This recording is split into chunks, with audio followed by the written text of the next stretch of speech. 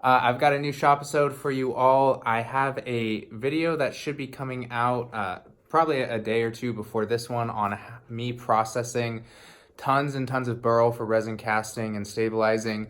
It's basically how I'm doing it and how I'll probably do it in the future. I'll probably learn some things from it. And I'll have some clips of all the burl in this Shopisode too, if you haven't seen that yet. But lots of cool stuff. The shop is a mess right now, but for good reason. I've got tons of different things that are new that I want to share with you guys, and some cool things that I've been up to. So let's get right into it. So I'm sure many of you are probably familiar with ptownstubby.com.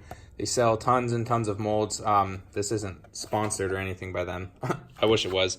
But I started using one of these block molds. These are all 4 new ones. I started using these. There's a few blanks that I make that I keep in stock that these are perfect for. If I can get one of these out, it's kind of stuck in there. But basically, there's quite a few that work great. So for example, my gold leaf blanks work really well in here because basically, long story short, any pieces that are mainly just resin. So the money blanks, the gold leaf, silver leaf, any of those types, even the colored pencil ones. So these work great. I end up getting 7 3/4 inch square blocks. This is the one, if anyone's curious, and it's awesome. So I have 5 of these now, but what's awesome about this is that the only thing you need to make sure of on molds like these is that the bottom is supported completely flat so that you don't get any curve on the bottom. And this mold rack that I got from P-Town Stubby, this is designed for a 2.5 inch pressure pot. So any Harbor Freight model, even the TCP model or California Air Tools, they're basically all the same that I have. But what's nice is that in the past, not only did I have trouble getting this flat, I'd usually use a piece of scrap HDPE, but it's impossible really to stack anything on this without messing up what's in here with like an indentation. So this is perfect for all 4, and what's super cool about this mold rack, as you guys probably already saw me do when I took it out, is these guys are removable. So I think it comes with 2, and I got an extra. It's like $5 for an extra one or something. But it's awesome because I can take out this one and put it up higher, or sorry, take this one out, leave this one here, and then I can use 2 of my normal pen blank molds, which are higher. Or what I'll probably use it the most for is using 4 of those.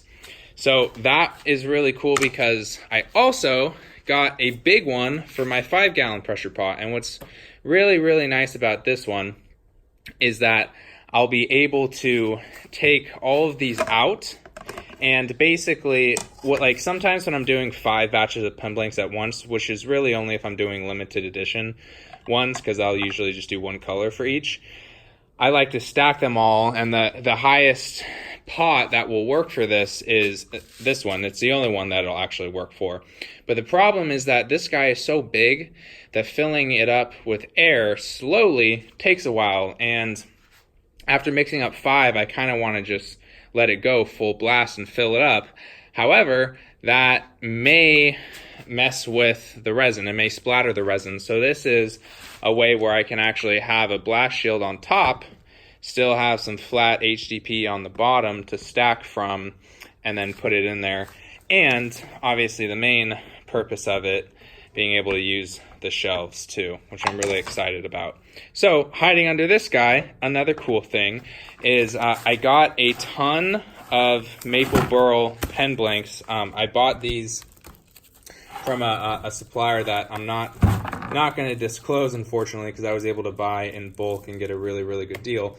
And I'm going to be stabilizing all of these and then selling these for a really, really good price. I haven't decided yet, but literally something like, I don't know, $7 or $8 each, maybe even $6. I haven't decided yet, but a really, really good deal. They're all really nice figured. It's kind of hard to see it when they're saran wrapped, and I'm going to keep them like that till I stabilize them so they don't gain any more moisture. But those are really cool. lots of cool stuff on over here. It's a mess, but like I said, there's good reason for it. I got a ton, and I mean a ton, 2 5-pound kits or actually, no, these are 10-pound kits. So 20 pounds of silicone.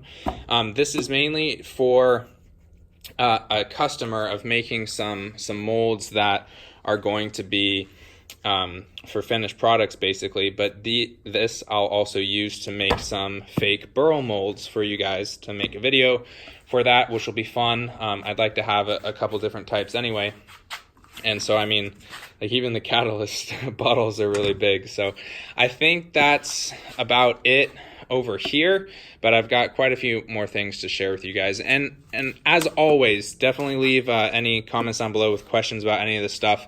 I'll definitely have some links to the P-Town Subby stuff.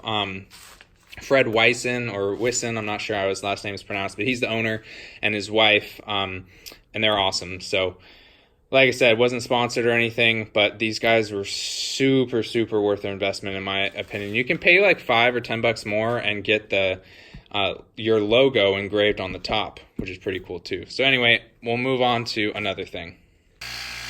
I also finally got all of them plumbed up. I can do 4 colors at once. I have these shut off right now. But yeah, I can do all 6 chambers at once. I'll really only be doing clear in those, or some of these cups in those. But now that I can do all 4 colors, I'll rarely be doing cups. Maybe purple, since I don't have a jar for that. But really, really happy about it. So this is my new little chainsaw I got. It's an electric chainsaw.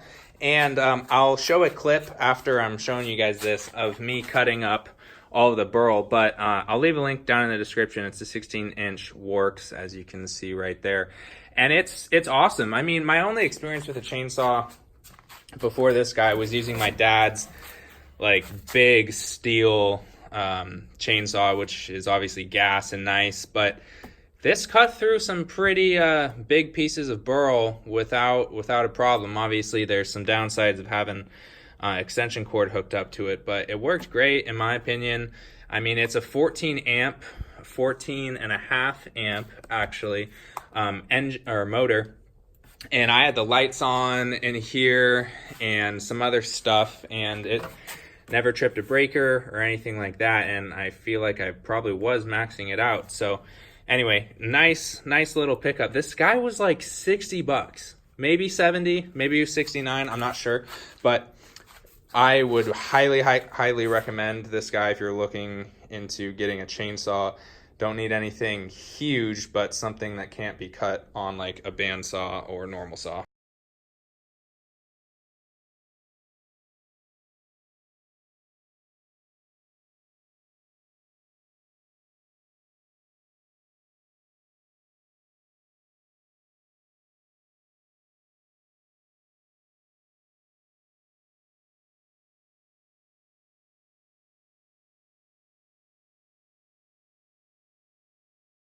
I hope you guys enjoyed seeing the little clip of that guy going to work. One of the other last things I wanted to show you guys is this big box of wood I got from this guy I met on Instagram. His name's Eric. He's a really cool guy.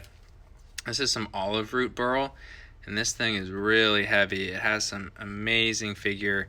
I'm really excited to work with it. There's this big hunk of madrone burl, or sorry, manzanita burl. That's gonna look really cool.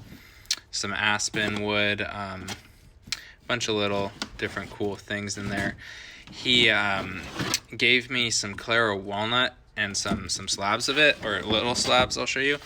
But he gave me this spalted plum burl, and I stabilized some of it, and I'm gonna be making blocks out of it soon.